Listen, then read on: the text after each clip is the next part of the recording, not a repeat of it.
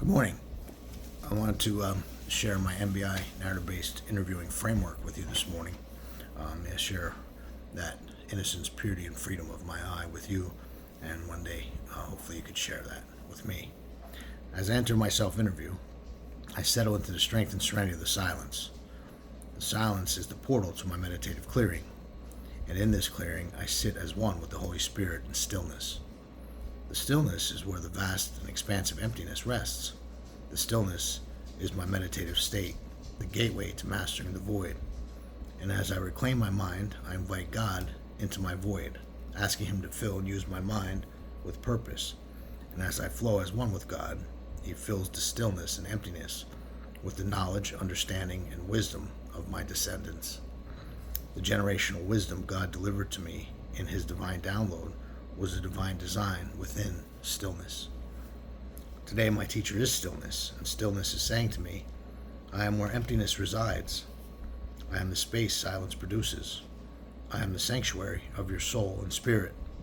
I am what your mind remembers, and I existed before your first thought, idea, or experience propelled you into the mass fiasco of an overrun, overwhelmed, and cluttered racing mind.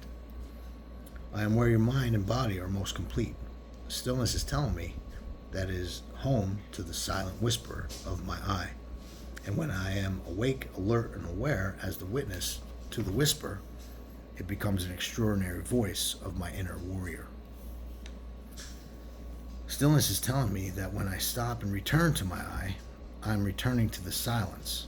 And when I'm still, the emptiness that seems to the seeker as nothing becomes everything to the witness. Yes, stillness is telling me that I have and always did and always will have everything without searching for anything. In the stillness of my inner warrior, I have every answer, every solution, every want, and every need to fully experience everything, anything, or nothing as the very something that God has divinely designed me to be. Stillness is reminding me that in the past, when I sought stillness, I found it, but I didn't recognize it.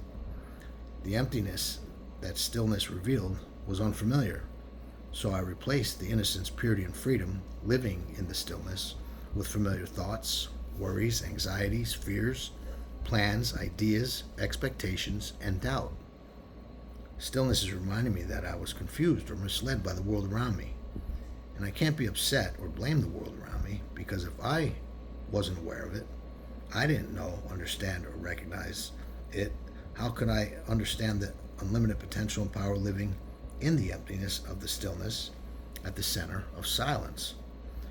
So how can I judge others who have been misinformed, misguided, or misled? Stillness is reminding me that in the past, my mind created thoughts to keep itself busy. And because of the busy mind that my thinking created, I drifted further and further away from knowing silence and understanding stillness.